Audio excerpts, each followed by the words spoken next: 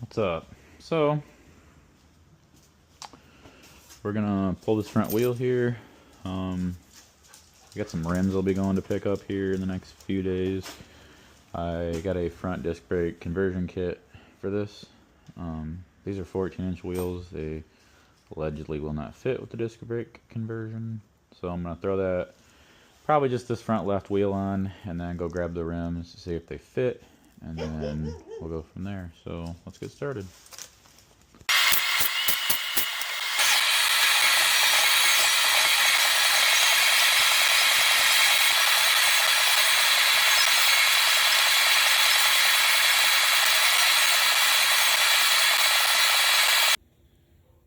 Alright, here's the kit laid out.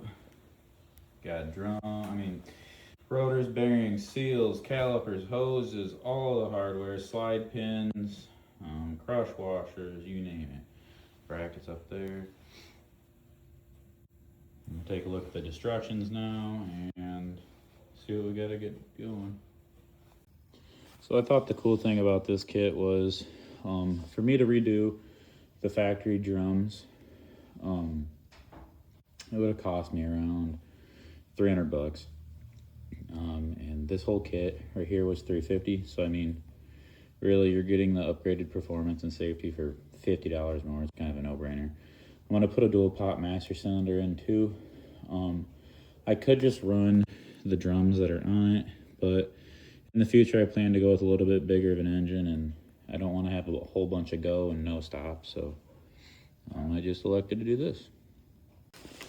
Also for reference, this is the Speedway Motors Deluxe Disc Brake Kit, 1955 through 1964 Chevy full-size car with stock spindles. So I elected to go the route to retain the stock spindles, so I didn't have to get into pulling everything else, replacing the ball joints and all that stuff. So yeah, I'm gonna get to reading the instructions now and see what we have to do.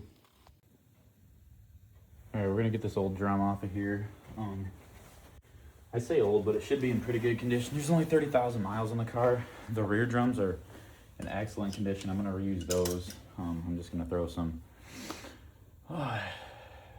brake shoes in there and a new cylinder, and we should be good there. So let's get to getting this off.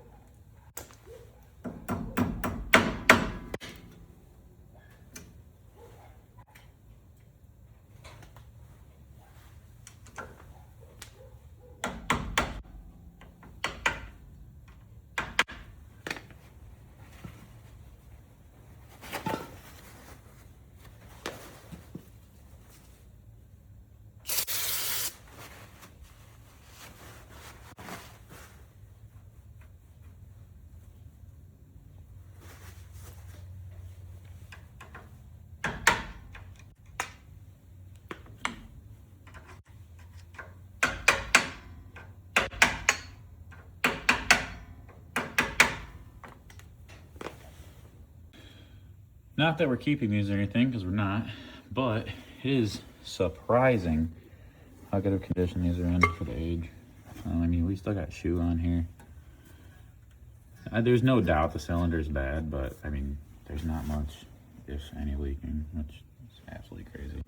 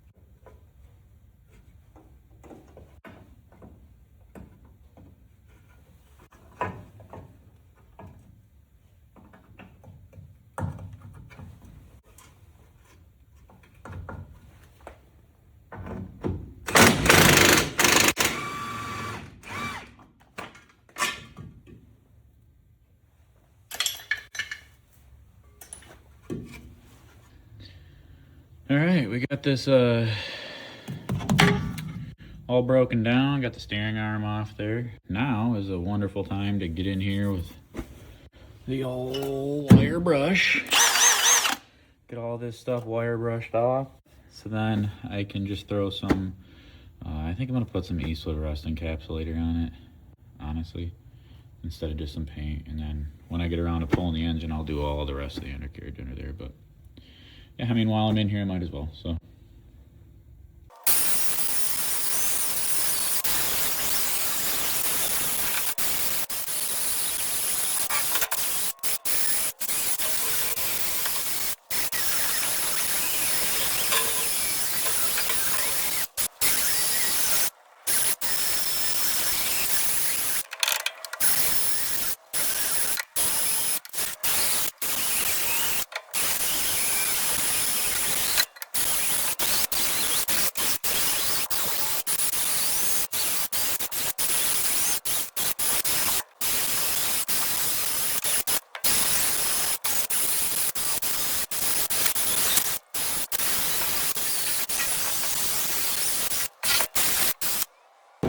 Alright, I got this wire wheeled pretty good. Most of the heavy scale off of there. Looks pretty decent. So now I'm going to grab some Rust-Oleum Rust Dissolver, spray it on. Let it sit for 30 minutes, come out here, hose it off, and see how she looks. Trying to decide on whether I'm just going to do straight tractor paint or if I'm going to brush some rust encapsulator from Rockwood on there and go from there.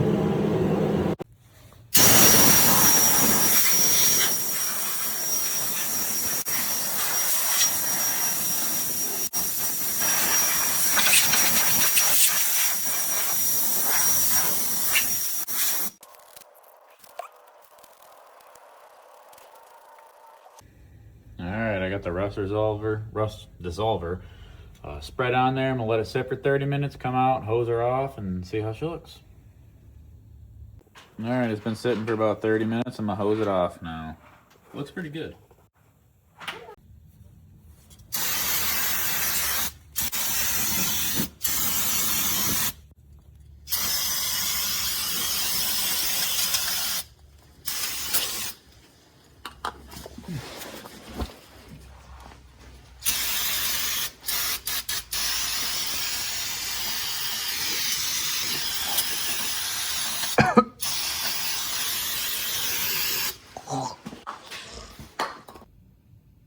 All right, now, remember, this is kind of like a good enough paint job. I plan on doing some more in-depth stuff when I pull the engine and I'm able to, you know, get into the inside frame up there. I'll probably get new control arms at the time. But for now, I've put the Rust-Oleum rust dissolver on here. I've wire wheeled it 2-3 times now. Brake cleaned it.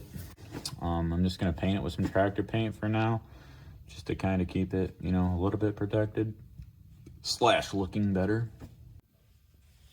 Now, do I know covering up rust isn't really a fix? Yes, but I don't care right now. I'm just gonna give her some paint, make her look a little bit better. I got a lot of the heavy scale off, so I assume it's gonna be decent, and we'll see.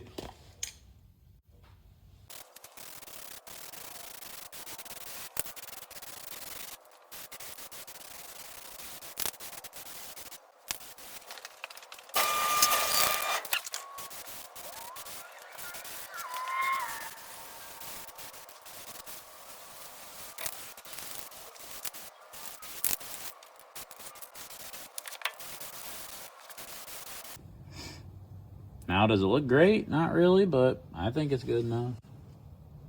See how it looks when it dries tomorrow morning. All right, good morning. We got this all painted up last night. She looks pretty good. Not as bad as it could be. All right, got the tape off. Shock looks good, spindle looks good. Paint's nice and getting dry. Everything's nice and covered. I even did up here a little bit. Been kind of trying to be careful not to get the rest of the engine because I want to kind of preserve the patina. But I got in here, got as much of the frame as I could see, just so it kind of matches down there. Yeah, so now we'll get to put the rest of that brake conversion kit on this side, so then I can get a wheel on there. I'm just not going to throw the caliper on right away, so I can fit my stock 14-inch wheel on there, and then I'll get working on the other side today. All right, I got the bracketry here. That goes there. Spacer goes behind that. And then allegedly, the steering arm will bolt to the back of this with another spacer right there. So let's get that kind of bolted up. Thought we were gonna have to reuse this bolt, but fear not. 'Tis in this bag. They sort of make this dummy proof for you too. The instructions aren't terribly like detailed, but this bolt hole is the only bolt hole that will line up. Like it'll only fit that one, you know what I mean? It won't fit this one. So it kind of makes you bolt it on the correct way, which is cool. All right, I got that all bolted in. Marked that up a little bit with the old ugga-dugga there. But everything's in. Steering thing is nice and tight. Bolts are good. I'm gonna start getting the bearings packed and getting the bearings inside the new rotors and getting those bolted on, and then I'll get the wheel on so I can drop this side, so then I can start working on the opposite side. Now remember, I'm leaving the calipers off until I get my new rims and wheels, I'll be trying those out probably tomorrow to see if the rims will fit, and then after that I'm gonna have to get some tires. So yeah. Now before I get losing all this shit, I'm just gonna cut off all of the little part numbers on these boxes for everything, just so I have everything. I know it listed on the website, but I don't really want to lose them. All right, we're gonna get this bearing packed.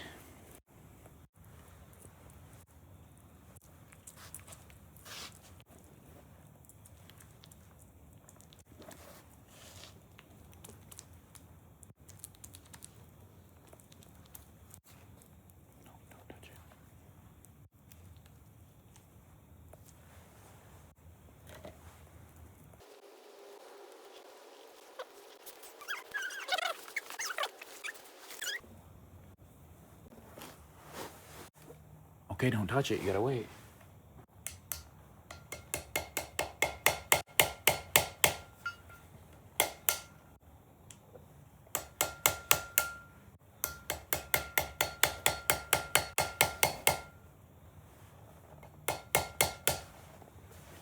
Push the button.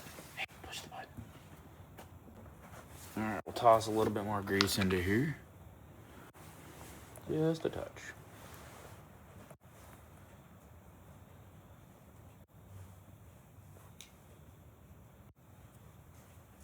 All right, got our seal in, got our bearing in. Let's get this mounted onto the spindle.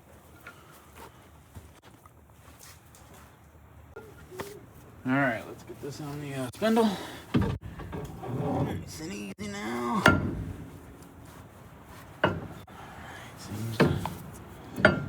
Seems to be seated.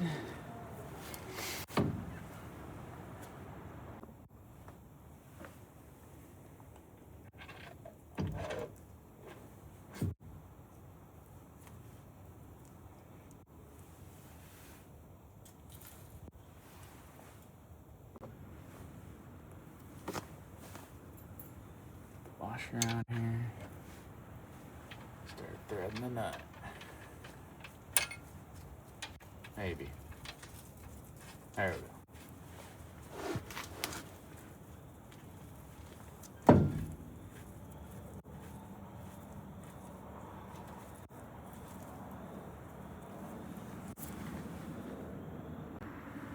Alright, now there's much ways to do this, but the way I do it is you usually tighten this sucker down to around 25 foot-pounds while spinning it to seat the bearings. Back it off, do it again, back it off, and then hand tighten until you have no play this way and you can get the cotter pin in. Alright, I've done the torque sequence twice now. Zero play, spins nice and good, not too freely, not too tight. If we can get the cotter pin in here, that would be awesome. I don't know if we're going to be able to, though. We will see. Ended up getting the cotter pin in there nice and good.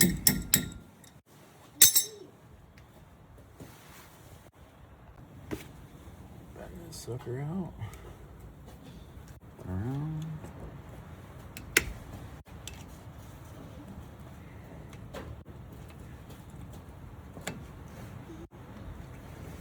Beautiful. Let's cap on.